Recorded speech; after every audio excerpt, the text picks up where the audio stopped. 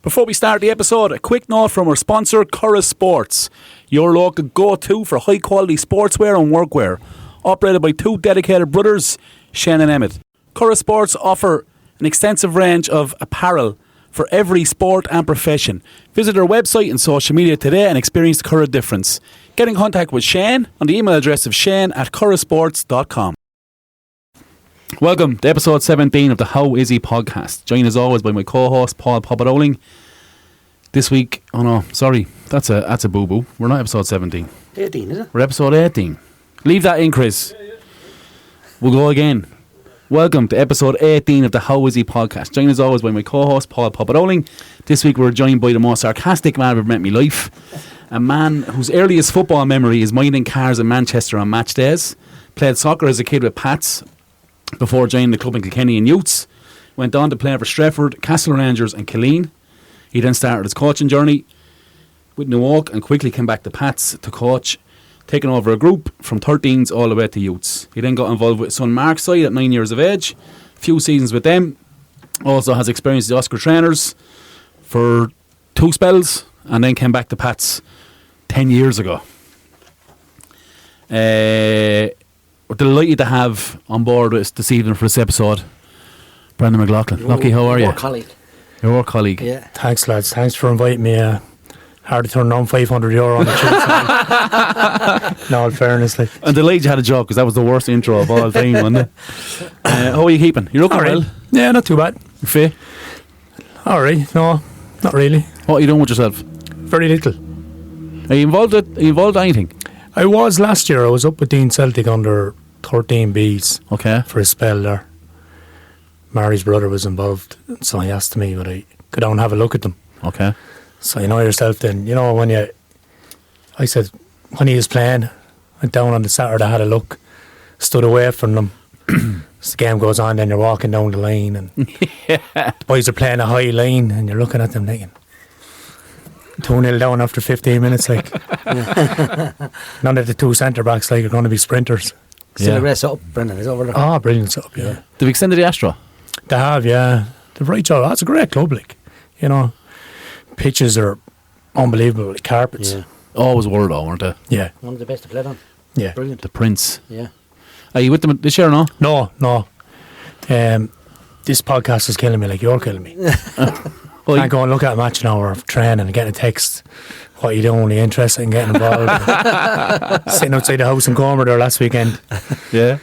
The lad from Dean Celtic comes up, interested next year, what are you doing? Or you need the time, like you know better than anyone. It's a huge commitment, like lads don't realise the commitment it is. Playing is probably the easiest part. Yeah. You'd know that. Yeah. I find with it, before we get into the questions, right, when you're away from it, you actually forget how much time you invest in it. But you remember how much you love it. Oh yeah. That's what I found. That's why I went back there 2 seasons ago. Time consuming though. My God. Like it's just when you get the few weeks off during the summer, like bliss. Yeah. Straight to the fairways. But no, yeah, but I think you only realise when you separate yourself from it for a year, 2 seasons, or 3 seasons, whatever it may be, right? Because me and you went back. You went back. We all went back. Yeah. We all had good spells and left. Yeah. You actually forget the work that goes into it. Then when you're back and you're knee deep and you're like, why did they come back in here? Yeah. You know, you had a little bit of doubt kicks in. Yeah, for sure. You're back pre-season? We're back pre-season, yeah. I'll who have you signed? I'll tell you that. I got €500 like Brendan, I'll tell you. Yeah. I can tell you where to go for that, but I'll tell you off air. Tell me, Lockie, about minding the cars in Manchester. Tell me about that, your earliest memory. It's an interesting one. Yeah, like it's my first memory really of soccer. Like I'm a United fan, but I was born in North Manchester, would be red, and I ended up the last place we lived in was Mosside, which would be totally blue, like. Yeah. So that was just it's only 5-minute walk from Main Road. That's a rough area, Mosside, was it, Brendan? Oh, a rough out, yeah. Biggest housing estate in Europe, is it? No, Wythenshaw. Wythenshaw. Was. Sorry. But yeah, like I have a big family in Manchester, like on my father's side. So I didn't know what we were getting money for. These lads pulling up outside the house. When they go off and come back, hand you a few bob, like you're thinking, what's that for, like? Yeah. Then the older lads are telling you, like, you were minding the cars. No way. Oh yeah, that's what we were doing, minding the cars. Was it a few bob? Like, would you? Oh, sorry, I don't know what it was. A couple of pence, like I suppose. Right, okay. All right then, though. Yeah. Oh yeah. Probably a necessity they had to like. Yeah, exactly. Yeah, it was going to be in bits. When did you come over? When did you move over? I think it was 74. Started school there, got the communion over there, came back here then to Greg. So you've been 7 or 8. Yeah, probably about 8. We all the family lived around near enough the same areas type thing. Yeah. Like Alan McLaughlin, they lived opposite Main Road. Okay. So they had more relations, Stretford, Old Trafford and all over it. But culture shock coming back.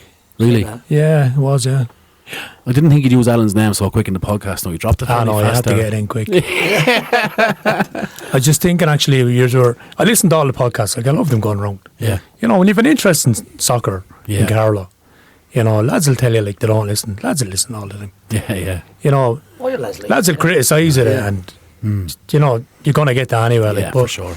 You know, if you want to, like, if you're interested in podcasts, like, why would you listen to, I'd listen to The Athletic and all these lads, journalists, but like, it's really hash shite, like. Yeah. And you're not better off listening to something lads you know about and, you know, lads telling stories about you might have been involved in or you'd know lads. Like the likes of the Oscars there, going up the north, up to Rath Island in 99. You won that? Oh, I was on that, yeah. Johnny Nolan in the ditch. Johnny Nolan, yeah. Johnny was wearing a Liverpool tracksuit and he asked us to stop. Yeah. And we went into, we stopped outside his B&B actually. Johnny's a lovely fella, like, really interesting, you know. Jesus, born Celtic is Johnny, like. Yeah, for sure. But Johnny takes off the full tracksuit, comes out, dressed head to toe in black, like. Black leather jacket, black t-shirt. All he's missing is balaclava. to go on the piss for the day. Yeah. But some crack. Does he have a B&B? Where does he have a B&B? No, he was staying in a B&B in Rath Island. Ah, okay, gotcha. I don't know if you remember, we won that game, yeah. Alan O'Brien scored. Yeah, Alan was class. Yeah, good player. Alan was only 17, I'd say. I met him the other day in Tesco or one day. I met him, seen him the other day. So a lot of him. He's a nice lad as well, isn't he, really, Alan? Alan sound, yeah. What did you think of the Oscars? Because you went in early enough into the Oscars. Like, I know you were with juveniles already. You had us. We have to mention that when you came to Pats and took us, the greatest group of footballers ever assembled. Culture shock. Yeah. So that you was, went. Go on. Sorry, go on. I started actually in New York.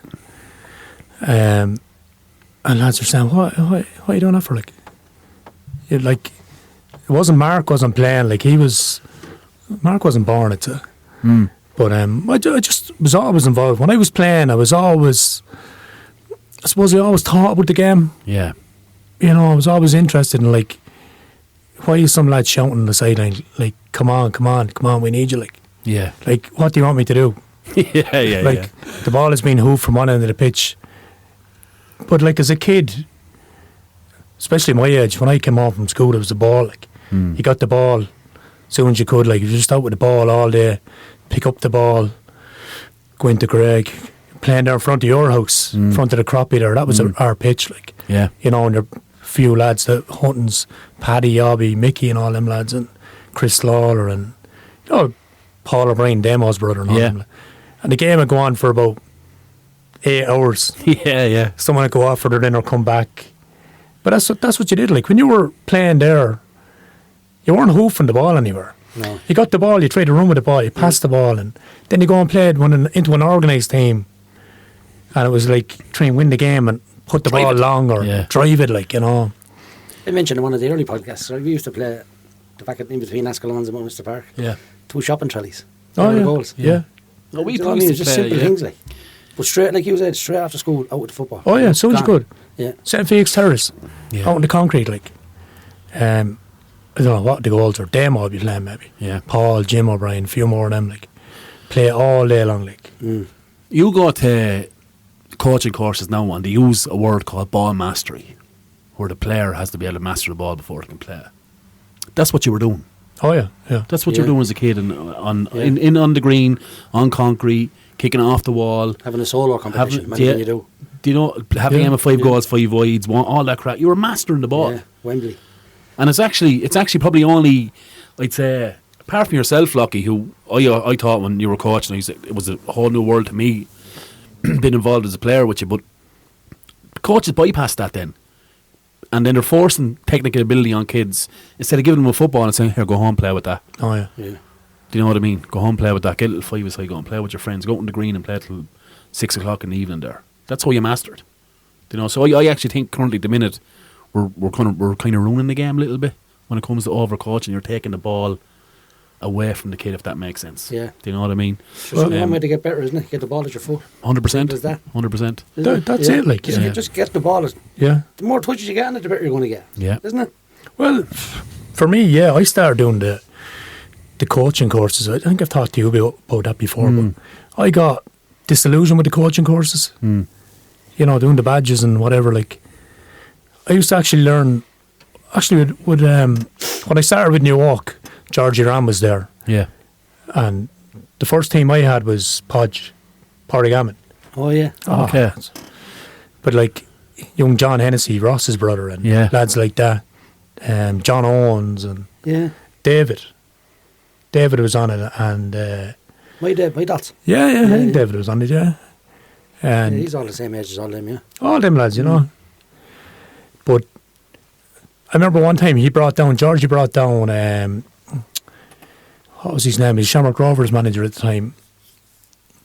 Can't think of the chap's name, but he was so interesting. Like, he just talked, and you'd ask him a question, and he was talking through the game and about organising the fences and, you know, technical stuff. Right. But it was more interesting than what you were learning on a coaching course. Right. Yeah. Because it was removed and it was specific to the games. And like, I did a Bajia thing one time with the rope.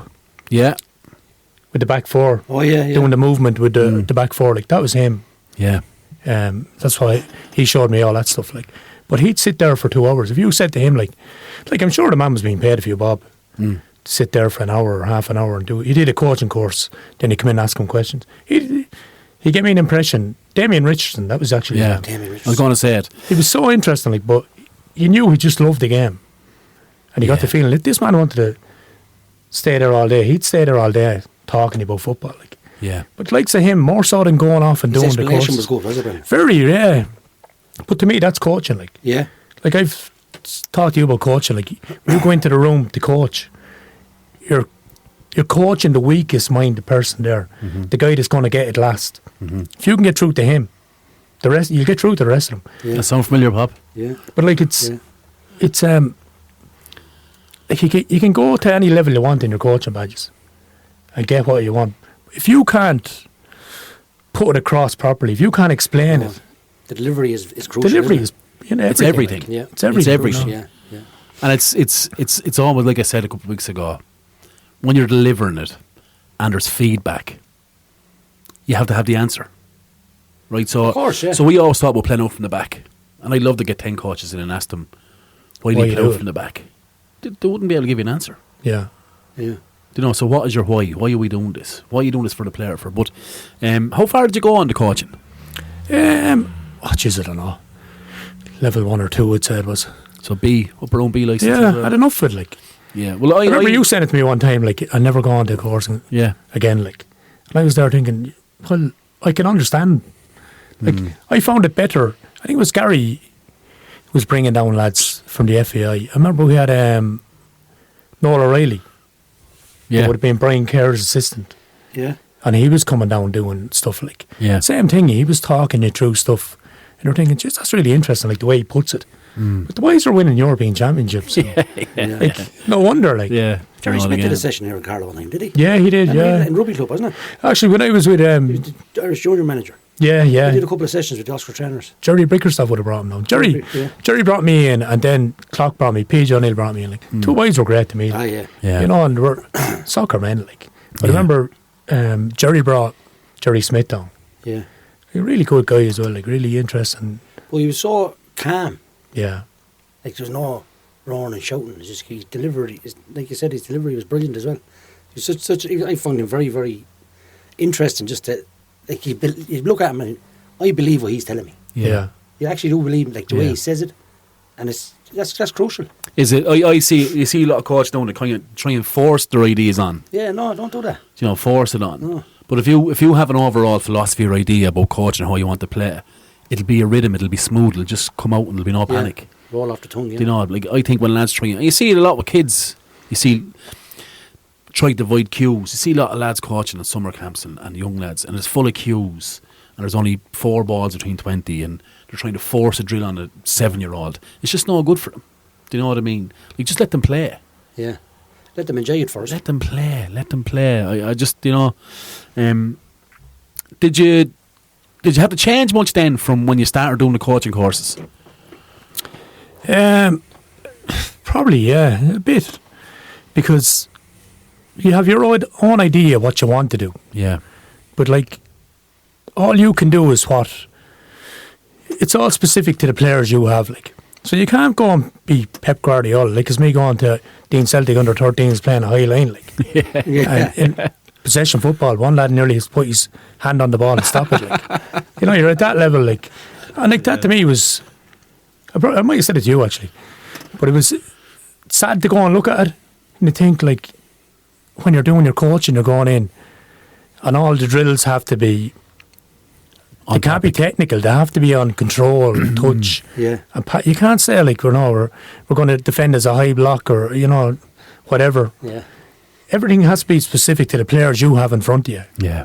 Like, it's like with your group, like, you know, like your group was different because it was like shower of lunatics. Like. You had to try Being kind, I'd say. master them first. There's a lot of. Who was in the group? Gaich. What lunatics? Well, you had him, Gaich. Gaich nodded his head there. Gaich on his own, like. Yeah. Like Gaich Lee. Barry Murphy. Barry wasn't too bad. Mark Timmins. Timo was alright. Timo was Bobby quiet. Doyle. Bobby Doyle. Emma And then Moore. the alpha male then was past Mullen. You could control Pa, like, you know.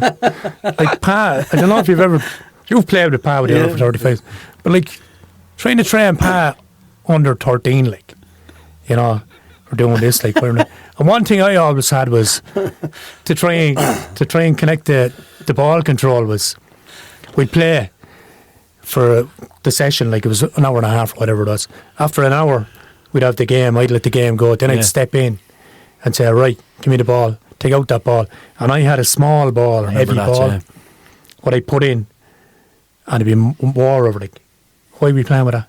I said, we're trying to, if you can control that, you control the big ball. Yeah, I remember that, Yeah. That's my thinking, like, if you control this, you control the big ball. What size ball is it? Oh, it It's was a tree.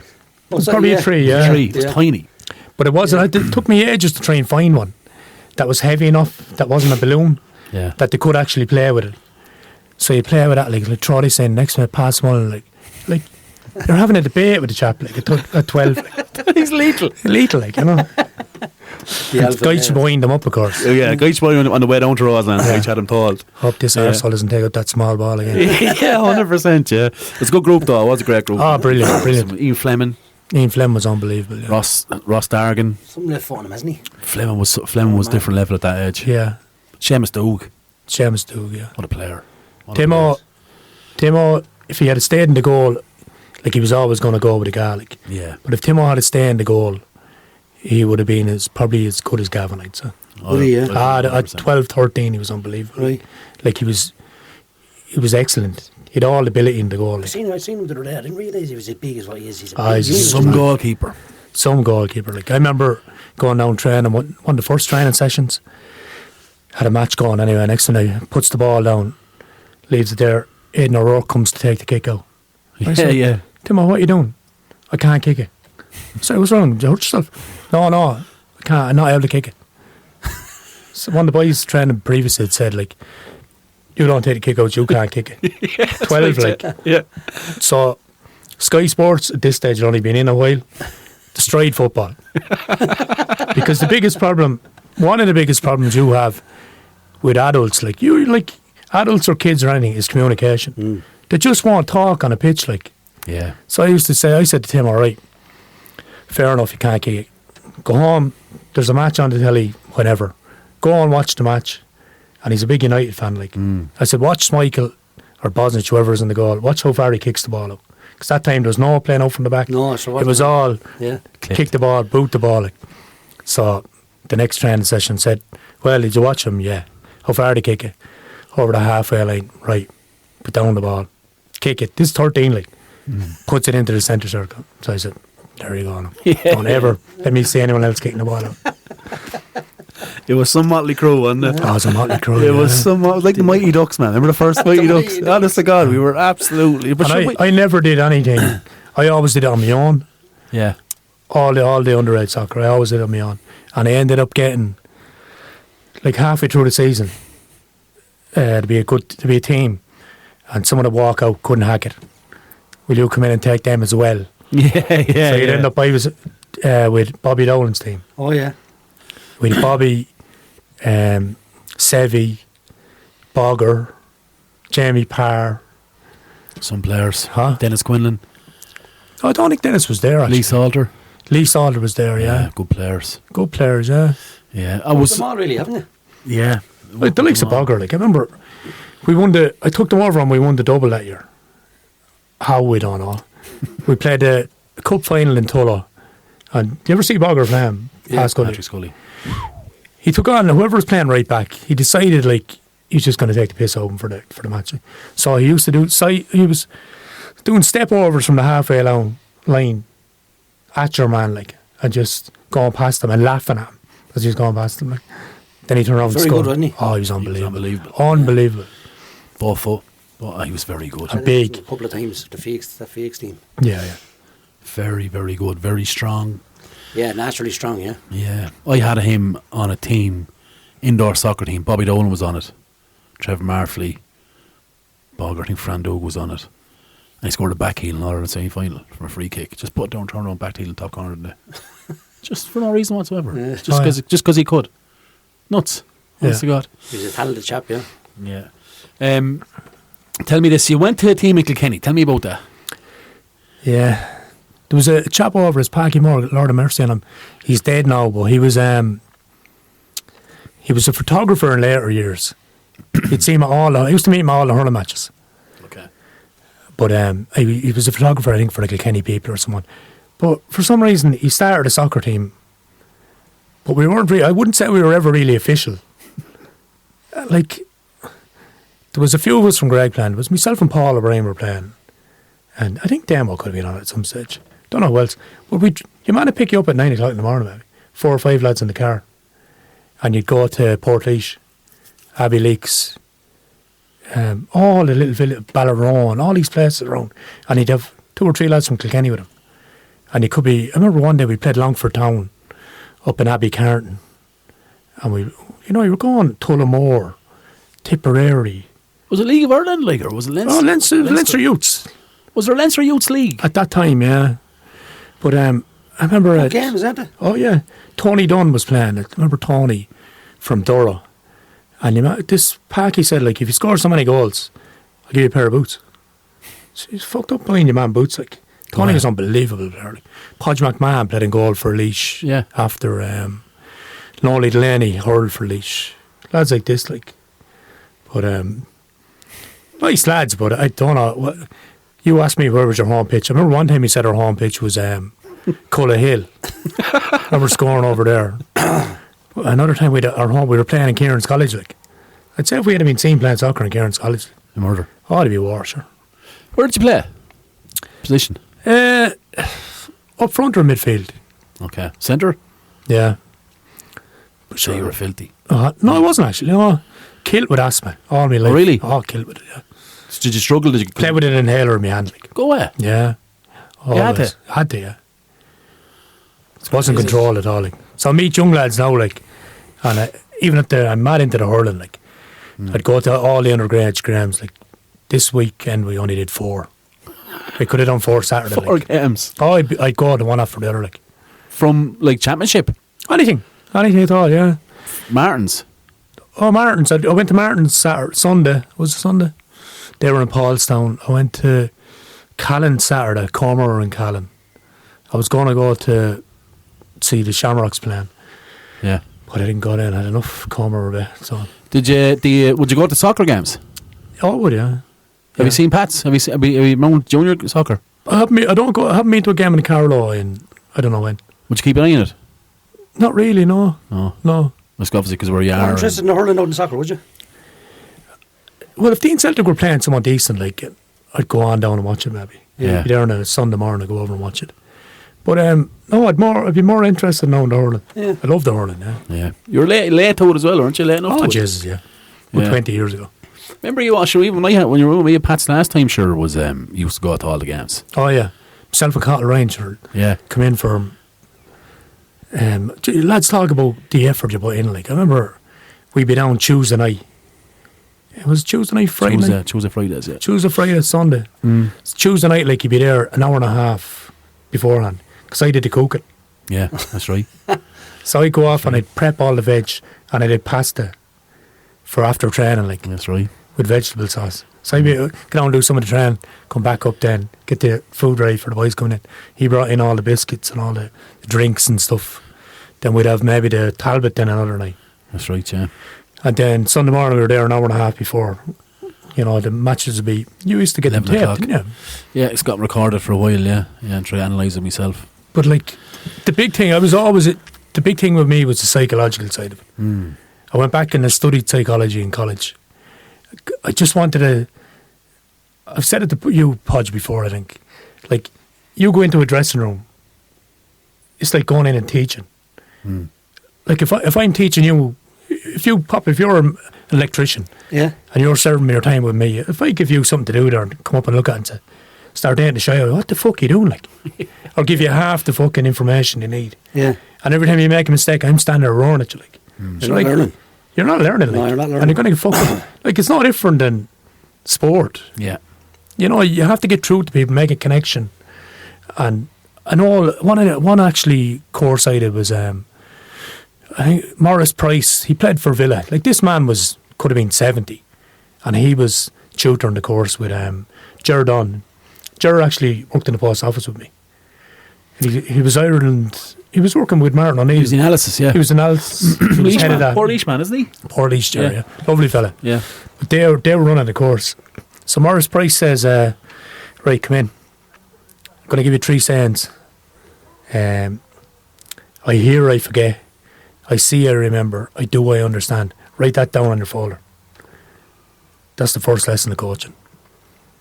I was there, what does that mean? Yeah. He said, if I tell you something, half the lads you're coaching, they won't remember. He said, what was it? I hear, I see. And then the whole thing was, you'd show someone, you'd ask them to show you.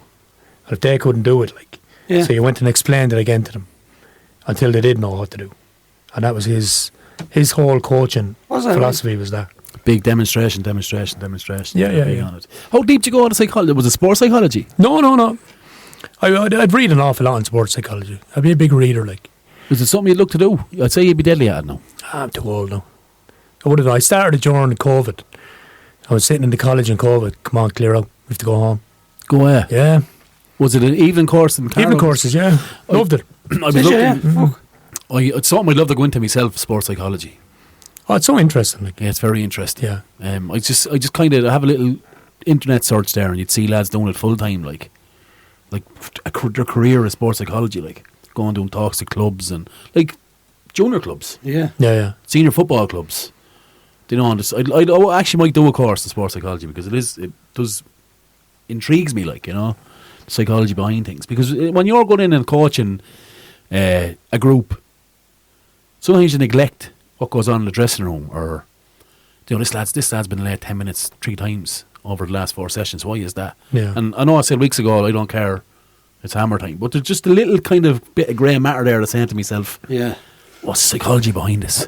Well, you have to understand, when you go into a room or onto a pitch to coach a team, like, and like your team, say, argument's like 12, like, you know, you turn around, some lad's taking a bite over 3, like. Like, there's lads on the spectrum have never been diagnosed, Yeah. and you don't know that, like. Like, some lad is there, like, Papa, you'll know, like, from underage as well, like, Yeah. you're coaching lads and they're really good, but to try and get them to pay attention. You know, they'll be there, you'll have it for a couple of minutes. I remember one guy I coached. You'll never have them all, Lauren. No, You'll you'll never have them all. You'll never. But like, you don't know if, No. you know, he's ADHD or whatever it is. And then you go down and they're playing the match and the father's there roaring at the ref, like, and you're thinking, well, maybe daddy hasn't been diagnosed either, like.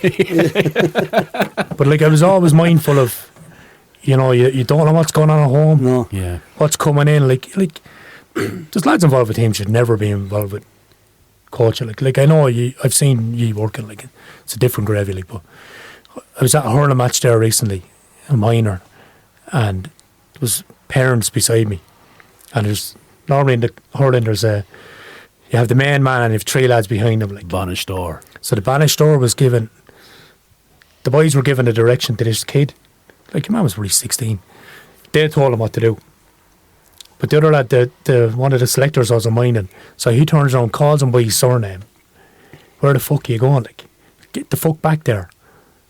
And his parents, I'm standing beside his parents, thinking like, Yeah. that's ridiculous. Like, Yeah. But that's the level where they want to win. You see, I think that's what lets down the GAA. It's so parochial that almost the victory becomes an individual thing. Because you're from a parish and you don't want to be the person who let the parish down or the person who's a talk to the parish. I would see it in soccer as well. Yeah, absolutely. You know, a lad standing on the sideline roaring a ball and like it's... Yeah. I was told there tonight, it's funny you're saying, I was told there tonight by someone that at Waterford United now, down from 17s or 19s down, coaches can't talk during a match. Well, I know Man United have been doing that for years, underage.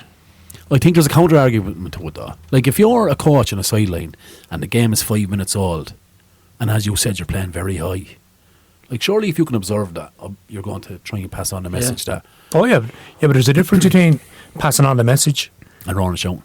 and picking on a kid or whoever is playing. Like I remember even going in with the Oscars with Jerry, and we got bet one time, and like you're going in and you're talking to a group of guys, like you're talking to Papa, you're talking to Ross Townsend, you're talking to, you know, Ray Shannon and lads from Ballin, lads from Cretty, all the clubs are represented. So if I go in and say, or Jerry says like, do you know what I'm talking about? Like, if I, you know, it takes a fairly confident lad to turn around and say, well, to be honest, I don't know what you're talking about. Yeah. I don't know what you want me to do. They might want to say it, but they might want to say it. Yeah. But like, you mightn't want to look, well, if I say that now, the boys from Cretty Yard, they all probably know. Because in your head, you think, everyone knows except me. Yeah. Because I don't understand what he's saying. Like, so Yeah. why, Yeah. you know, it takes a confident lad to say, well, I don't know what you mean. But that's probably going to be worse for you as a coach. Yeah. Because if you give an instruction to a fullback or whatever, and you say to him, look, you may go step inside beside the centre half or getting caught in the blind side, whatever, blah, blah, blah. Do you understand me? And he goes, no, I don't understand you. So what are you going to do then? Do you know, it's actually worse for you when they... But it goes back to Morris Price. Yeah. You know, when you're out on the pitch, training pitch, and you're doing this before on your training, like your training sessions to me is gone on the previous game, what went wrong, and the next game, what you're looking to do, and who you're playing. That's you can play all the triangles and high lines you want, like. Yeah. But it's specific to the team you're going to play against. 100%. And the mistakes you've made. Yeah. Like if you're not scoring goals for 3 games, like I remember, I think it was Kylie or one of them was talking to, and I was saying like, we had a team one time, and it was whatever age it was, they weren't scoring, and the lads had given the ball and it wasn't happening for them.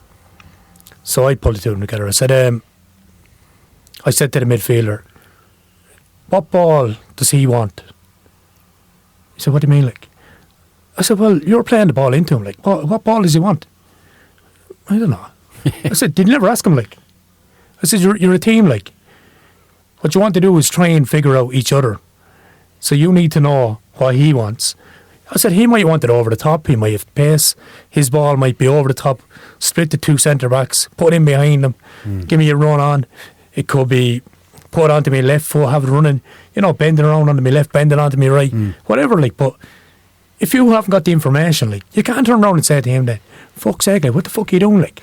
You have to give me 2 balls. You'd never hear it in matches. Never. You'd never hear the striker saying, that ball is no good to me. Like you said, I want to maybe feed it in the angle here. Yeah. But you never heard him saying about it. And you said, his teammates, it can only benefit you. Oh, of course, Why don't want to say it?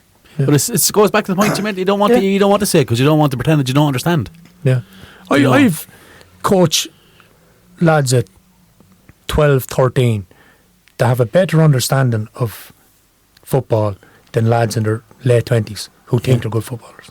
And they probably are, but they don't know they're playing on instinct. Mm. You know, the ball comes to me and head down and might beat one or two players, top corner. Brilliant footballer. Yeah, But like, ask him to explain like what was on outside him or. Yeah. What's your biggest achievement in the game? Probably getting you up, I'd say, twice a week coaching. That's probably the biggest thing. Do you know what? I don't know really. I looked at that and I was never one for. I loved, you know, getting out and organising a team and playing. Like, we had some brilliant matches under 14s. Hanover were coming. Yeah, they were good sides. They were coming, but our team was Tullow, they were called. It wasn't Parkville, it was Tullow. We used to wear them blue and yellow jerseys. Tullow Town, was it? No, it was Parkville, really. Parkville used to be juvenile, used to be Tullow. Tullow. And then from youth on, it was Parkville. It only changed maybe 15 years ago. Yeah. There was Tullow Town over there, though, wasn't there? There was Tullow, but that was senior team. Yeah. But they had no juveniles. No, not at that time, no. No. They had Daniel O'Brien playing it. Daniel O'Brien was unbelievable. Yeah. Unbelievable I striker. think, Kevin Maher's father ran them, didn't he? He was with Tullow Town. He was at Tullow Town, wasn't he? Yeah. But this Tullow, before Parkville had a junior or schoolboy section. It was Tullow It was Tullow, just Tullow. I didn't realise that. But they were the team we had. John Farrell and lads like that. Cody. Sprocket and a great team, like. Niall Byrne. Yeah, we had unbelievable battles. Yeah. Some great games. You know, and you turn up. I remember we played up in the Prez one time and you'd have some crowd at, like, because lads would know, like, it was going to be a decent game. Some great footballers. Brilliant awesome. Brilliant club, like, in fairness. He's Jamie Farrell and that was over. Jamie was unreal. Neil Phelan. Nicholas Nolan. Neil Phelan, unbelievable. Like. Neil Phelan is something. Neil Phelan was with Newcastle. Ray Shannon was an unbelievable striker. Oh, great striker, yeah. Yeah. So you'd say that, like, that group was. Is that because it was your first? Well, I always sort of. I don't know if this makes sense or not, but like, I love getting to finals or winning the league, but getting to the final was great, and then you won it. But like, that was it then. You were never one for really celebrating results, Ran. Oh, I didn't really. I remember when we bet Newark and Newark were flying. The last time we were with Pats 10 years ago now, lucky. Yeah. We bet them 3-2 in the Shield semi-final, and she didn't even whimper. It's the first time we ever bet Newark in Newark, I'd say, in the Cup semi-final. I was booming, lucky, not even a smile.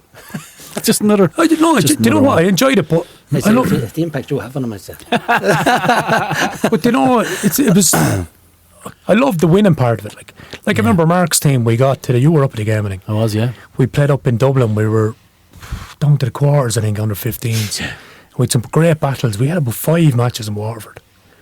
Every Bowes, Johnville, all them teams. Like, then we ended up in Dublin. This guy scored a hat trick against us, and every time he scored, he did a somersault. Remember him, the colour guy? Yeah. Went to Ville after him, did a bone density test. He was about 18. Like. Yeah, that's right. Yeah. But like so that with Mark's team, that was great. That was brilliant for him, you know, to be over his team. But like, your team was special because I don't know. I always had a bond with you. Like, yeah, it was a different thing. Like, it was we full went of to England characters, man. Full of characters. Brought them to England one time, and they stayed in the parents' houses over there. Like, remember we went did the tour of Old Trafford, and we went to see Lee playing. Lee, I don't know what their name was now. But like it was like League of Ireland. Like. And at half time anyway, we were there watching around. This cheering was going up and clapping. Like, we were there. What's this one? Must have some lad playing. I looked down the pitch and there's Gaich and Lee Murphy going on the pitch like that, up to the crowd, giving them the thumbs up and clapping. And how old were they? 14. 14, yeah. Lee, it was actually, I remember it well, with Lee RMI. Yeah. And they were after getting promoted to the conference. Yeah. At the time. So it was their last home game, so it was a sellout. Could have been 5,000-6,000 I'd say. Oh, it was, yeah. There was a good crowd. Sellout. Half time, 2 boys jumped the fence and walked down the sideline, the big down stand. the perimeter of the pitch, like. The crowd going mad, I swear. He's like, oh, jeez, I forgot about that, Lucky. That's a brilliant one. That's brilliant. We brought them to Wigan then. Yeah. To a match there. And then they met Brendan McLaughlin after he organised the tickets and shit. But we were going in red tops and they were playing Wrexham. And all the stewards were panicking because they thought they were all Wrexham young lads. Didn't know the Irish from the Welsh. We got a police escort into the JJB that time. Remember we got because we were all in red, so thought we were Wrexham. You see, so didn't want us getting into bother with the home fans. Oh yeah, with the home fans. But that JJB, that was what year was that? 2000. My memory is brutal. I tell you what, the JJB was only about 2 or 3 years old. It was some stadium. It was a lovely little stadium. They were Division 2. Yeah. Who did they play that day, Lucky? Wrexham, of course. Wrexham, yeah. Yeah, Wrexham, of course. Yeah. Oh, Jesus, that's a flat. That guy Jan Lee at half time. Oh, man. I'd say that was brilliant. Man, I forgot all about that. That's brilliant. Do you have any regrets? No. It's no point in having regrets. Getting them up. There's no point in having regrets. Like, you know, I was talking about a fella the other day, and he's probably a bit older than you, but he had heart problems there as well. Okay. And I was just saying to him, like, how are things? How are you doing? How are we getting on? Sure. No bother, like, you know, I'm through it.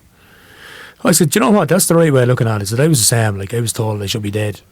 You know, you should have died. And I said, changes your mind. It changes your perspective on life. Like, there's no point worrying about what people are saying or thinking or having regrets or, you know, the big thing I learned from the psychology was, like, our job is mad. Pop will tell you, like, if you're doing a run for so long, you build up relationships with people and people talk to you. Like I'm 23 years in the one spot, more or less, yeah.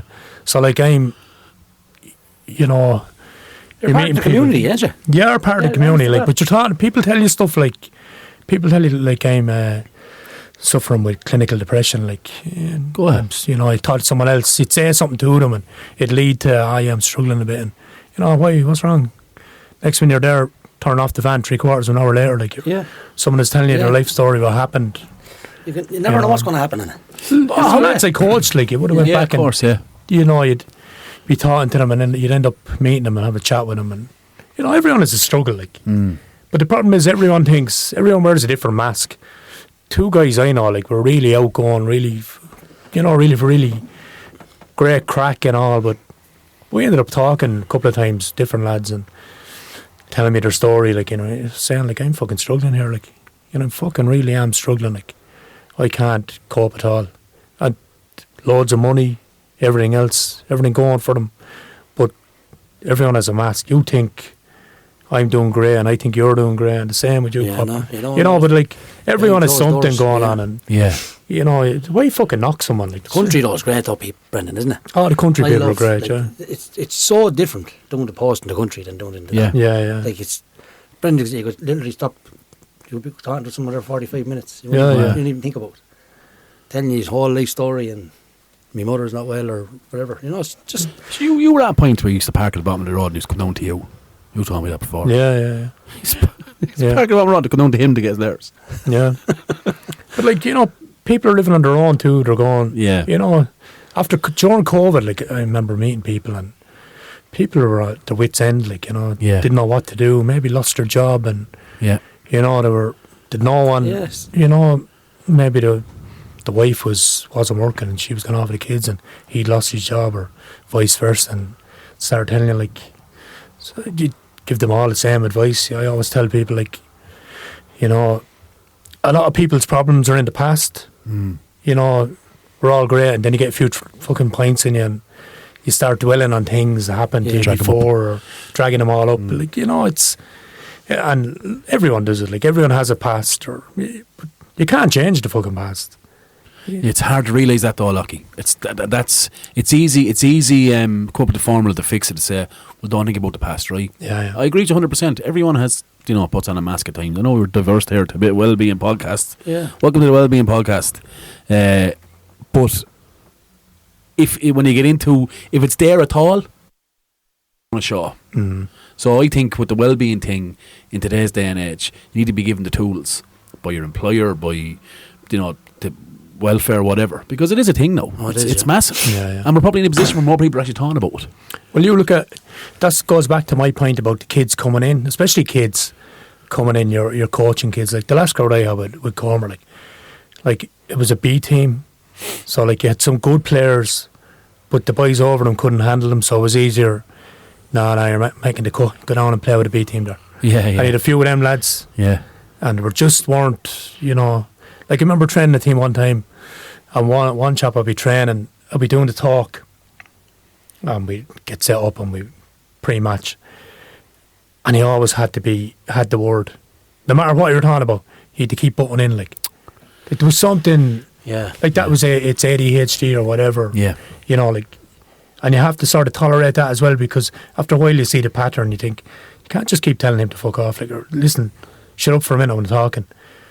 You just hold on for a second there and call him to one side and make him feel a bit, boost him a bit. Like, I found I was probably that kind of player when you had us lucky at Pats. I'd always have something smart to say, but you find out fairly quick that you're not the smartest person there, and you'd be like, you'd cut the legs off you there in a second with a remark. Like, is there a room for that in today? Like, not that you were rude or nasty, but like if you said something and I said something off the cuff, you'd be like, hey, boom. And you'd be like, oh, sorry, I'm back in my shell. Yeah. Like, do you think that's gone now, or is there room for that still, you think, you know, from a coaching world? I never believed in insulting someone. No, you never insulted it anyone. wasn't. No. It was always you knew the button. Yeah. You know, you knew what to say. Yeah. And some lads, it goes back to the same thing. Some lads you could dog, like going into the dressing room, you could fucking give out to you. But your man beside you, if I give out to him, you know, he'd crumble, like. Yeah. So sometimes you had to be the one to take it. Yeah. But I was getting at him because he was sitting beside you. Yeah. I was saying, you know, what are you doing? Explaining, giving out to you for doing something.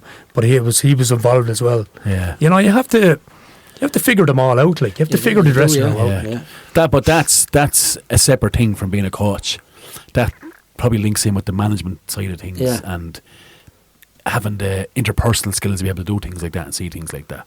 But the umbrella for it all is observation. It's crucial, yeah. It's the umbrella for it, being able to know, I can tell him all about myself, I may have him alone. Then you have, like, say, Pat Mullen there, who's just come back, and I'm going to have to figure out the deal with him. And it's been able to see all these things. Do you know what I mean? And as I said before, I tell you, it's not easy. It's not easy. No, it's tough. It's difficult. No.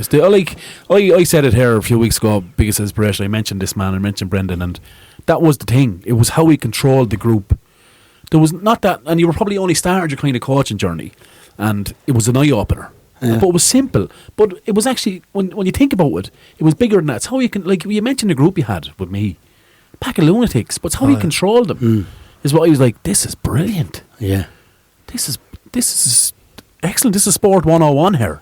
But you see, it's like Papa's hobby is golf. Like, Papa's a soccer man. Yeah. But his hobby is golf. He loves the golf. Like, but you're the same as me. Our hobbies was the soccer. Soccer, yeah. You know what I mean? Yeah. Like, you're 100% soccer, like, but your big hobby is the golf. Whereas my whole thing was the soccer. Like, when I'm watching, I remember Italia 90, like, there'll never be anything like that again. Like, No. Loved it. But I used to go to all Ireland matches. But if I could sit on my own and watch the match, I'd be happy. Like, same at home. I'd rather watch a match at home. Sit on my own in the house, watch a match with no one around me, just look at it. And after a couple of minutes there, you're looking for a biro or a piece of paper and you're writing down stuff. And, you know, rather than go and sit at a game or stand at a game and some lad is telling you basically what you read off the back of the sign or whatever. Yeah. You know, I want to look at it and study it. And I've had that experience. In Old Trafford, going with a supporters club and sitting down with, say, certain people, and I start telling you all about the game. I didn't enjoy it. No, you can't. No, I can't enjoy it. No. I'd rather, if I was going to a live game, I'd rather be sitting by myself for a start anyway. Yeah. I like being there for the warm up. Yeah. Well, I wouldn't. If I go to a live game like that, I just sit and watch. Watch it. Oh yeah. And I wouldn't speak to you 45 minutes, and I say, "Want a coffee at half time or something?" That's Yeah. it. But not in the first half. Oh, we don't you'd have a little debate on what the problem is or what you would think it was. But look, when the match is on, I'm just like, I'd watch everything. Yeah. The warm ups. Watch it. Of warm if I'm going to a game, hurling, soccer, whatever, I want to be there for the warm ups. Like, like I love being there and seeing what they're doing. Yeah. You know, what's the difference? Like, what are they doing? I see How long are they doing it for? Like, to me, the coaching, like, you have all your FII court, like you've won a Carlo, like in the college, they're churning out coaches. Like, why is the senior team so bad? Like, the Irish senior team, where's the players? Like, it's the thing. There's a gap that needs to be filled, I think, because Brexit now is a thing, right? Yeah, well, I know that. We're going to have players here a lot longer. But if you go back 10 years when the FA course was still there and Ireland were the way they were, the directive to coaches is play out from the back, 4-3-3, all this jazz. But there's a gap there that stops, and then it's senior football. And they've never filled that gap. Right. So they've never put that pathway in place. They're all about pathways, coaching pathway, player pathway, but it stops. It stops before you go senior. Do you know? And even if you look at a junior game, it's probably the same. Like you could be in around League of Ireland, you could be in around juvenile internationals. You go back to your junior club, all of a sudden it stops before you get into the international. There's definitely a gap there that has to be filled. And I've always been an advocate for, even before Brexit, a home-based international side. You were at the Galway Cup. Yeah. The Galway Cup is a prime example of bringing in a home-based international side to play in the elite section of the Galway Cup. Yeah. I think it'd be a great idea. So you're working on players to try and fill that gap. So by filling the gap with them players, all of a sudden it changes the style, and it'll filter into the senior setup then, because they're your next professionals, right? Of course, yeah. But like, I know there's so much money in England involved, but like, why are the players here not making the breakthrough? I think you have your coaches coming out from the colleges or wherever doing their coaching course, come back. Every player and every team is coached the same way, the same type of players. So you have your 4, your 5, your 6, or whoever it is, your 10. They're specifically trained in a certain way. Yeah. So they're coming over to England. They're up against kids who are coming from Argentina, Brazil, wherever. Like, they're probably doing it a bit different. We're talking back to where we were saying, like, when we were kids with the ball. Yeah. We're more ball focused. Yeah. You know, if you can't master the ball, like, Yeah. Sure, you can't play the game. you can't play the game. No. But don't forget to play devil's advocate. You're on the coaching course over there, right? I'll put this question to you. So you're in college, going through your coaching, whatever business and coaching degree, whatever you get out of it. Are you there to get a job and make a career, or are you there to develop footballers? Yeah, I know. You're in college to work. You're not in college to go coach voluntary for the rest of your life or You're work for the job. You need a job. Yeah. You know, that's why I do agree to a certain extent that the coaches all come out very similar because they're doing the course. But at the end of the day, they want to pass the course to get the certificate, to get a job in America or Australia or whatever. And that's the problem. We're exporting them. So there's no setup here. You look at Iceland, the time they qualified for the Euros. Your man, the Ireland manager, was a part of that setup. Every coach at grassroots level was paid. It was your job. So we don't have that here. No. Like, this country is so small. There should be a centre of excellence in each province. But what about what size is Croatia like? Yeah, it's no bigger. It's no bigger. Same population. But it's the setup. We haven't got it here. And I think until they do that, you'll see the big difference. You know. I met Ross Townsend there this evening. He was on playing 35, so I told him you were coming on. All right. And I'm asking, do you have any Ross Townsend stories? No. I know you do. I don't actually. I love Ross. Yeah. The gas man, isn't he? Yeah, that's brilliant. Yeah. Ross is every dressing room is you have characters in it. Like you could say here and he'll rattle off the characters in you're probably one of the characters. But when we were coming in when I came back with Podja last time, he was fucking semi-professional nearly. You were coming down, the food was there, television was there, watching Match of the Day from the Saturday night. Like, lads were there, like, coming in. You think they're up in court. They're sitting there ashen-faced, like, you know, shaking nearly because there's a match coming up. Ross would come in, flip-flops probably. He'd be something about the game for a couple of minutes. He'd be thinking about the game, maybe coming in, get out of the car, because he'd arrived at Pat's. Next thing he'd say something about, see the WWE last night? Or the Simpsons or something. Then he'd go off with some on a tangent and we'd start talking about Goodfellas, or some lad in Goodfellas remind me of such a lad there, and he'd be there for 20 minutes talking about that. Like. But no one wanted to win as much as Ross. No. But what used to kill me was lads would come down, and because you weren't the same as them, you weren't as focused as them, you weren't interested. But like, he was totally wanted to win. But everyone is different. Like, that's goes back to the psychology thing again. Like I had to collect him and bring him training. Yeah. So I had Ross and me talking to me, going over and bringing him home. Like, you know, but like, I love Ross. Like, brilliant. He's brilliant. He's a great player. Brilliant player. Like, on to good players. I asked you to give us your best 11. I can't. Don't do it. Come on. I can't. It's hard. I'll only get out the laptop. PowerPoint presentation. PowerPoint. Like, What I shape no you playing? glasses now anyway. What shape you playing? Or do you want to try mine? No, You sure? no, they wouldn't fit my head. Sure, try him. Get on my shoulders. Try them. What shape are you playing? Oh, God. They're welding glasses. I can't even read my own writing. I thought about it. I coached so many kids, and then it was the Oscars and all them. Half of them I don't remember. Like. Yeah. You're going to disappoint, lads. Just get that. Just get that. Well, the best goalkeeper was probably Gavin. But like as I said, Timo as a kid was excellent. Like, He's going to be good. He didn't make it, Timo. yeah. Oh, Timo was Brilliant. excellent, unbelievable. Yeah. Like, left back, I think myself he'd focus on soccer, but he was always going to go was Ian Fleming. Like. Yeah. Ian Fleming Yeah. as a kid was unbelievable. Unbelievable. If we got a free kick 30 yards from goal, It's a goal. it was a goal. Yeah. Like, he was hitting balls.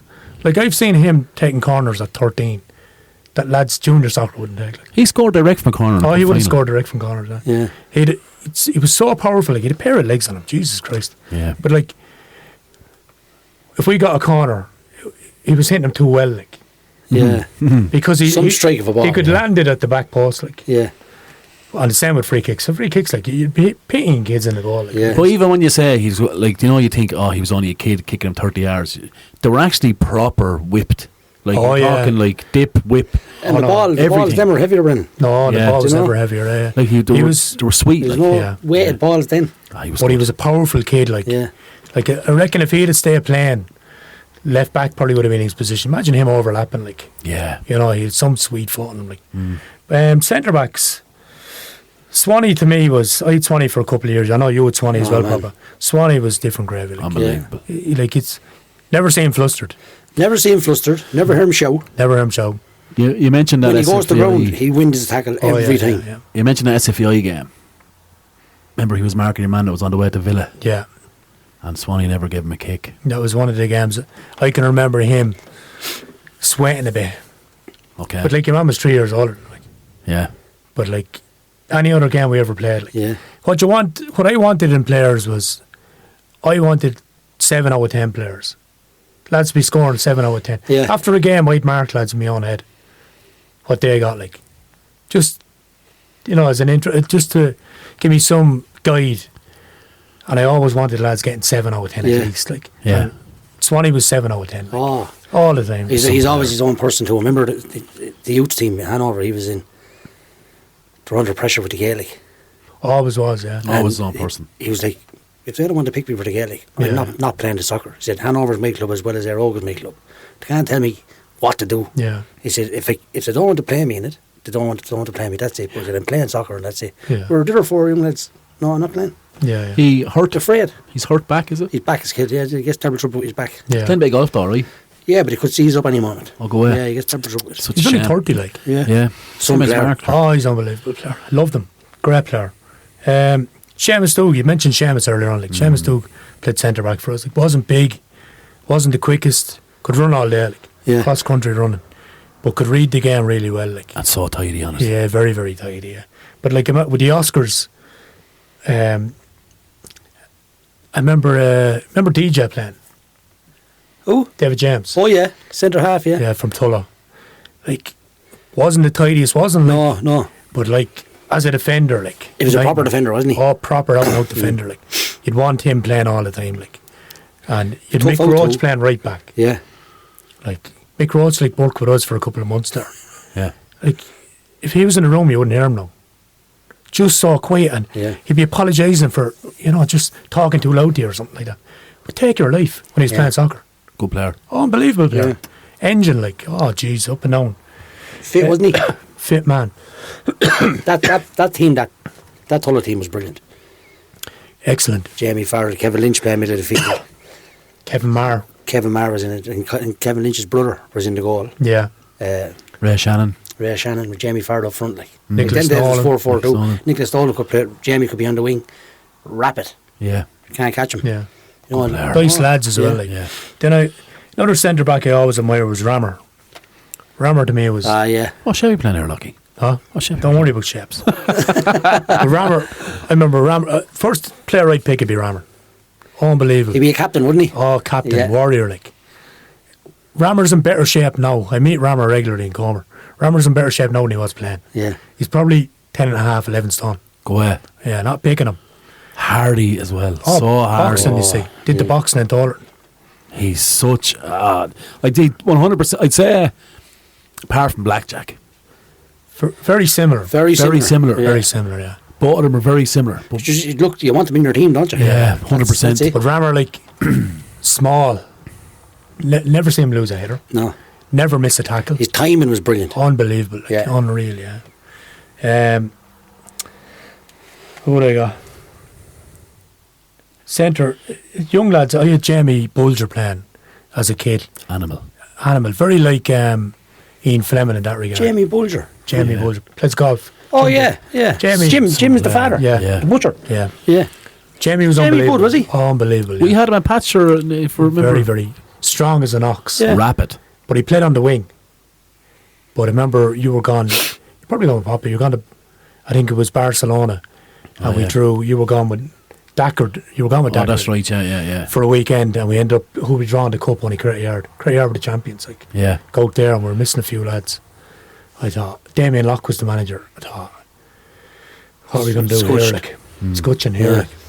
Went back, I thought, he's going to play a 4-3-3. Like. So I thought, 4-4-2. Old school. Jamie Bulger was on Craig Comfort marking. Yeah. We bet them 4-0.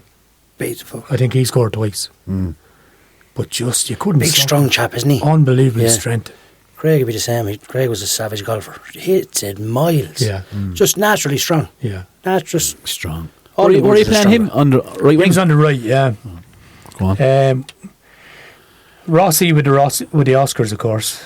Rossi's very good, yeah. Lee Murphy, Lee was unreal. Yeah, he was very good. Lee was really, really good. Like, as a kid, he was always... He could play...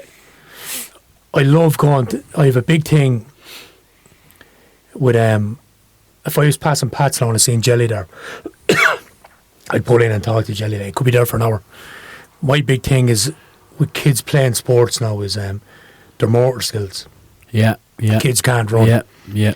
I did the boys I'd say hate me in Comer with the hurling. I was asked to do the camogie and stuff like this. And I was saying, look, you have an athletics club up the road, like, bring down a sprint coach, show them how to run properly. Like. Yeah. So kids can't run. Yeah. I said, you could have two lads the very same size, same leg length, everything else, and one lad is like a gazelle running across the pitch, and the other lad is just gone down 4 inches. Yeah. So should be bringing in kids. Kids can't run, like. It goes back to what we were as kids. They're coming, they're picked up, they get out of bed, parents drive them to training, pick them up, bring them home, drive them to the match. No, the only no, exercises they have is used the to cycle training. the matches. Yeah, you never had a lift. No, Carla Motors. Yeah, used to But wear you were a lift also playing climbing walls, climbing trees. Oh, yeah. Yeah. Do you know, like you were getting basic motor skill training, but don't worrying about the motor skills. Yeah, exactly. But your point is, kids are coming down direct from school, from PlayStation, from wherever it is, and they're going straight in, Yeah. and they have no. I noticed that when I started. You look at them now; everything they do is stiff. Yeah, Like your man in the goal for England, at Pickford there the other night, I was watching him. it's like a hinge. Oh, Jesus Christ. Trying to kick the ball, like. Yeah, You know, like a he's so hinge. stiff looking. Yeah, But Yeah. kids playing sport now, like the likes of Lee glide over the pitch. Like. Yeah. Lee wouldn't leave footprints in the snow. No. That's fact. But he was unreal. Kills me to say it, but he was unreal. As a matter of fact, when I came in, I thought I'd see Kylie here tonight. She was telling me she was on this, Yeah, and she was panicking. She didn't know what to say. So I met her after I said it. I thought you'd never shut the fuck up. But Alan O'Brien with the Oscars was unreal. Yeah. Alan was a bull. Oh, Jesus Who Christ. could play, like. Yeah. You know, you give Alan the ball, like. Win ball, pass, move. She's unreal. Engine. Goalkeeper. Unbelievable. Did he play Oh, ball? man, he just Unbelievable, like. do anything. Could do anything. Yeah. A great in the dressing room. Yeah. Some character. Some character. Some person there, Brendan. Yeah. He's coming with us now. We're all going to Sligo in the morning. Was he going to, Main yeah? of us, yeah. Flinner, Adam Flynn, like Flinner played League of Ireland. Like. Yeah. You forget how the thing impressed me about Flinner was his touch, and he was so strong. You could give the ball to him anywhere. yeah, And he but killed it's it. stuck. Yeah. Yeah, He'd stick his arse out, hold the ball in, like. And he wasn't big, like. No. He was strong. I remember holding my hand the day he got broke up we were playing Bourne Celtic, and he was tackling. You could hear the crack. He broke his. That was He Wolf Hill. dislocated his ankle and broke his leg. Is that not Wolf Hill, no? No, it was down in Pat's. I nearly brought my hand. I was lying on the ground with him for the 3/4 of an hour. Waiting for an ambulance, but he was such a strong chap. Yeah. Yeah, an animal, but yeah. brilliant player. Top man, boy. I had Paul Kingston. Plays for Laois. Yeah. Oh, yeah. And Good player. unbelievable. Like, Some soccer player. Plays for Creighton RB.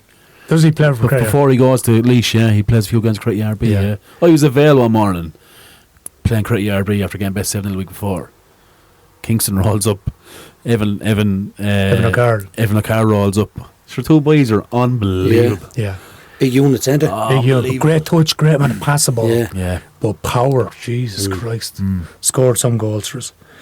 I had Podge Ammon then. I had Podge when she was under 10, she was probably 6. But like, he was, Alan Kelly was with the Oscars, like, Yeah, good player. different gravy. Jacko Murphy, you wouldn't roll with Jacko Murphy. No. Like, You you were talk talking about about Jacko. characters in the, Jacko, in yeah. the dressing room. Yeah. Like, That time we came back from Raphaelim, I got on with nearly everybody in the Oscar. They're from all different clubs. I got on Yeah. well with them, man. I had a great bond with Jacko. Whiskey, man. This whiskey, man. That's what he Yeah. said all the time. But we came back after that. Remember, me, him, Miley Dorn, Alan. We all went into Scraggs that time. Jacko fell over that time in Scraggs. that's right, Yeah, I forget character. half of them Yeah. lads. Like some Miley and all. Miley was unbelievable centre back. Yeah. Yeah. Right, unbelievable. Like. But like, you were talking there, you have to admire these lads because you have some neck. You had 3 League of Ireland players there, and the 2 of you are fucking lecturing them like what went wrong and what you should be doing. And fair play to you, you know, you have to admire that sort of bullshit. I was waiting for the snap, were you? Yeah, I was waiting waiting for the for snap. Yeah. Podge was talking, and I can't think of the last chap yet. I don't know the chap. Peter Grogan. Peter Grogan was talking, Kylie was talking, and I was just listening to their stories. Like, I've listened to all the podcasts, I love them. Like, I was telling Papa there, I was really, really impressed with Budge Maher. Yeah. Like, I wouldn't have known, but Yeah. I know, obviously, know Bud's a brilliant player. Yeah. But just listening to him talking about Cretty Yard and stuff like that, you're there thinking, sure, no wonder they fucking keep winning. Like, Yeah. you had him and fucking likes of Rammer. Yeah. Brendan, when he was sitting here, like I said to you, you believe what he's saying. Oh, yeah, yeah. Like, Podge asked him, Pure "Did you emotion." Did you ever Yeah. get trials? No, I love Critty too much. Yeah. But I loves them. I loved it, yeah. That's it. Pure emotion. Different Yeah. level, like. Yeah. But the thing about the others hit me was I was in England at my aunt's funeral, and I was talking to Alan McLaughlin's mother and his sister, and the mother was saying, like, never miss the game, never miss the match. Okay, I know where you're going, yeah, yeah.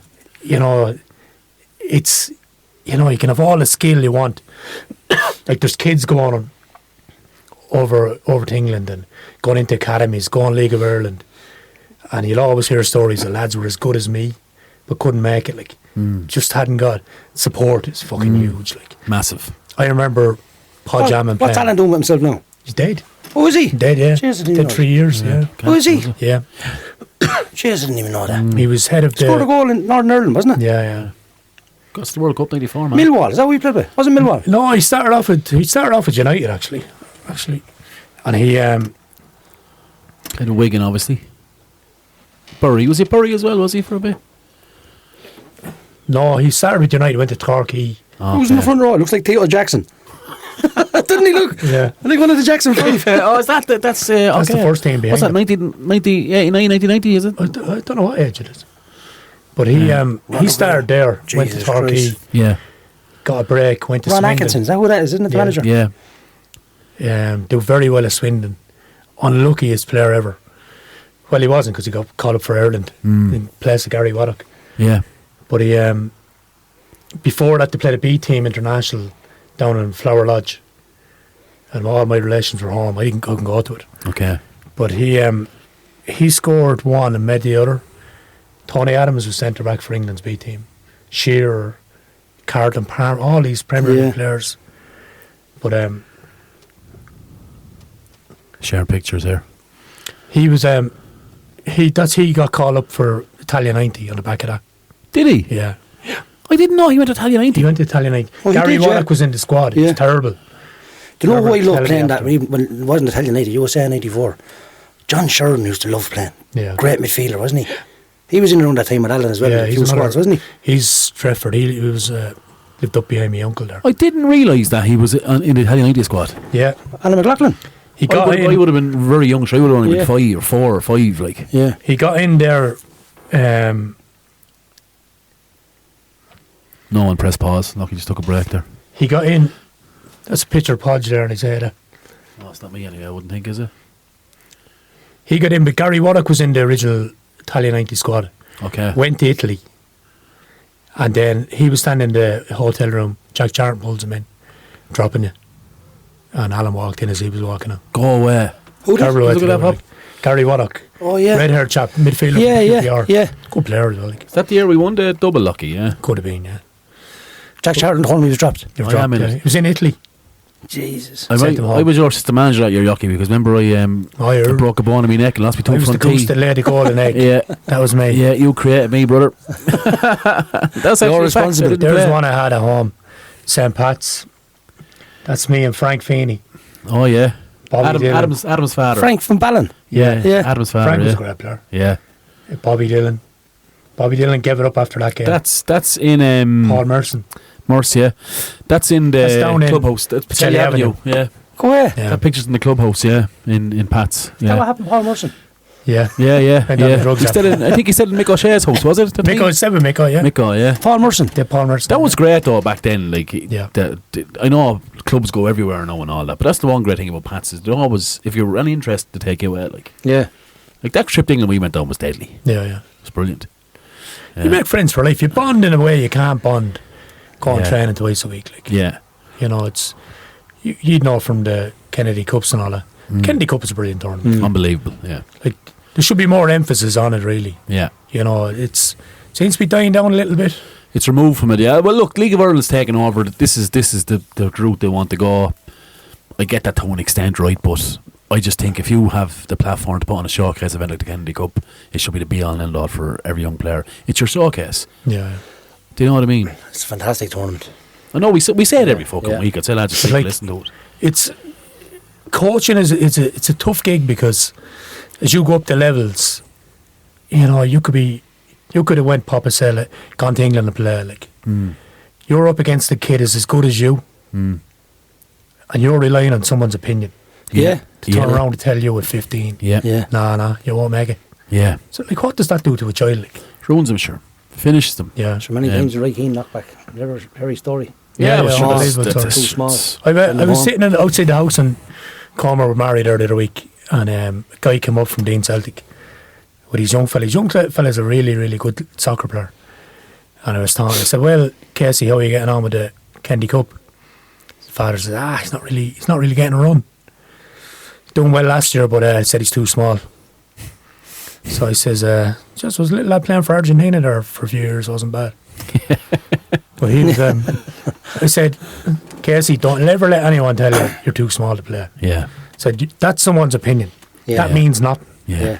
I said, I had a cousin played for Man United. That was Alan McLaughlin. Like, he was playing school soccer in Manchester is a huge thing. Around England, you represent your district Yeah. then. The county. He was getting them, but he wasn't getting trials anywhere because he was too small. So he ended up getting his break by. He used to join this. He joined this club because he knew we were playing a pre-season friendly against United's under 14, under 16 team. So they were playing. I think they were meant to play at their own pitch, but it got cancelled and they went to the Cliff to play. So he was playing. The mother and father were there as usual, and he did well. And Eric Harrison, who was the man that brought through Beckham and Yeah, class 92. class of 92, Yeah. he was the man. He was the head man there. Like. Strict man. He came over to the parents and said, "Who's he with?" Like, said he's not with anyone. Like, why not? He's too small. So he signed for United. So I was telling this little kid like this story. Yeah. So don't ever let anyone tell you you're too small. Yeah. So that's an opinion of someone doesn't know what they're talking about. But that is all it is, Brendan. It's only an opinion. 100%. That's it is, yeah, yeah. It could be as wrong as it is right. Yeah. But it doesn't matter how much someone values it. Yeah. So be it from a rejection point of view or be it from a successful point of view, it's still only an opinion. Like you, the player, will create your own. Like Alan's a great example. Went into United, was told he couldn't go into United, forged a career, got to 2 World Cups. Do you know what I mean? Forged a career because he wanted to play. So his opinions didn't really matter. Yeah. Do you know? But like, it's an awful burden. Like I see with the hurling underage, and hurling a really physical sport, like for kids, like. But I see lads playing and lads are saying, "He's shit, shit, his life, he's shit." Yeah. You know, I've tried the ball is coming up between 2 kids, and he won't go for it. Like, and I was, as a coach, I'm looking at that saying, well, to me, it's a stupid statement to make. In my eyes, it doesn't say much for you as a coach. Yeah. If he's skillful enough to play the game, and you can't get the best out of him, like, and going back to saying, talking between what we were talking previous about the midfielder and the forward, what ball you give him, like, it's the same in hurling. Like, why give him the ball that he has to contest it? Yeah. Why not give him the ball where he has to run and use his pace to get there? He'll out sprint the kid is marking him. Yeah. And then he can turn and burn the other kid with pace. Yeah. Lay off the ball. So he's not going into these physical challenges. He's using his attributes. And the same in soccer. You know, you see kids, you get the best out of them by figuring them out, like, really, you know. But it's easy. It's I think it's a poor manager or coach that will just, especially a young player, that'll neglect them and say, yeah, he's shit. Like, I think that's poor. Like, well, you're the one who's coaching them. Well, it's not good enough. Yeah. You're the one who's coaching them. It's not good enough to do you know what I mean? Yeah. Goes back to the whole thing I said about Carol Kenny, you know, in relation to taking the players from the academies. Well, if your coach are good enough, it shouldn't matter where the players come from. You know, we all want the best players, obviously. Yeah. But if they're elsewhere, well, get the ones that aren't there, develop them. You know, if you're good enough, if your coach is that good, you know. So, like, it's easy to write a lad off. Oh, he's shit. Like, I like the whole idea of football for all. I like people getting minutes, I like people getting time, because you'll know after a while if they're good enough or not. And what'll happen is they'll end up at their level, be it junior, whatever division that is, be it intermediate, be it League of Ireland. Yeah. No, you'll eventually get there. But sure, it's like, you'll go because you enjoy it. I love it, yeah. You know what I mean? Yeah. As a kid, you'll still play. If you're enjoying going to the training, you know, it's something you look forward to going, and I'm training a bit, and I feel like I'm getting a bit better. Like, instead of going and some lad saying, stand there, you're shit. Yeah. Like, it's a poor way of doing things. It doesn't make any sense to me. Like, I would have been a very, very average soccer player, but I loved it. Yeah. I remember being in school, if we were training on Tuesday or Wednesday and it was raining, I'd be heartbroken. Yeah, I know. Oh no, train's going to be cancelled. I just loved it. I loved everything about it. I was only thinking the other day, I can never remember a time where I'd be saying, like, where's such a lad, he's not here training. There was always, everyone trained. Like, yeah, always. Like, all the training, they never made very loved it. Training. And like, we were training Roselands there where it was 3 inches of muck, like, yeah. You know, you had to walk from here to 3 fields. Aldi nearly to get out to the pitch. Yeah. It was brilliant though. I think that's it for this week. Right, Lockie, thanks so much for coming on. Yeah, very good. Pleasure, lads. It's great to have you on. And I think it could be a recurring thing, to be honest with you. Yeah. Just to kind of bring us down a peg or two there, you know, so we don't get too... it was that hard, you know. You know, yeah, it's like... You went lazy tonight, Podge. Just before you go, I was just talking about support. I remember, I think we were down at Bennett's Bridge or Gore's Bridge or something like that with New York, and Podge Hammond was playing. And I think it could be Aaron. I don't know, the chap, one of the youngest chaps anyway. Aaron, yeah. But Podge's parents, like Patty and Pat, are lovely people. Like, but Patty had the car seat with him in the car seat. Like, it was raining, like a fucking horrible morning. He was only coming from the hospital like maybe a week or two before that. Go ahead. They were standing on the sideline watching Podge. Like, I remember him scoring a bicycle kick under 10. Like, so how do you train a kid like that? Like, just like, here's the ball, go and do it. Yeah. You know? Yeah, his story is brilliant. Podge's story is brilliant. Oh, lovely fellas. Like. Yeah. I still love the one in Portugal where to get the goalkeeper better, won't play in the 6. Yeah. Yeah. To get up with the ball at his feet. Sure, that makes sense. Like, well, it does make sense. No, why not? Yeah. You know, why should a goalkeeper be off playing separate? Yeah. To do what? But like? then when they did, there could have been 2 20-minute games. He played one of them in the 6. Yeah. And when the other 20-minute game was going on, he was getting his goalkeeping coaching as well. Yeah. But these foreign goalkeepers, they're deadly with the ball at their feet. Yeah. And that's the reason. Man doesn't go out for City. Oh, man. Many times there's clips of him with the ball on the goal line. Do you remember Liverpool's the same? Allison, Yeah. just knocking it past lads and playing out. Like they're look, that's a conversation for a different day. Let me finish, lads, will you? Fuck's sake. Anyway, this week's episode was sponsored by Lee Murphy Kitchens. Brendan with a smile on his face. Favourite player. Kitchens. Lee Murphy Kitchens offer tailored kitchen solutions that are designed to fit your lifestyle and space perfectly. For modern minimalism, the classic elegance, Lee's expert craftsmanship will bring your vision to life with impeccable detail and quality. Lee also does resprays and can make your whole kitchen come to life with a fresh respray. Lee Murphy Kitchen, crafting timeless elegance in every cabinet. For a free quote, contact Lee on 087 683 1721. Well done, Podge. There you are, Murph. Thanks, Lee. Fair play, bud. When are you getting the kitchen off? That's it for this week. Lockie, listen, thanks so much for coming on. I genuinely appreciate it. Lads, the jerseys are sold. Papa, they're sold in just under 2 days. Yeah, brilliant. Gone. They're on order to be here in January at least, anyway. And it'll be here in the next Carrier 3 to 4 weeks. We have the giveaway still going as well. Interactive tactics boards and 10 footballs. That is going to be closed on the 30th of this month. To enter, just buy us a coffee and leave your name. The link is on the socials. As always, it's not my podcast. Not my podcast. Thanks for the support, lads, and all the best. Cheers, boys. Thanks, Brendan. lads.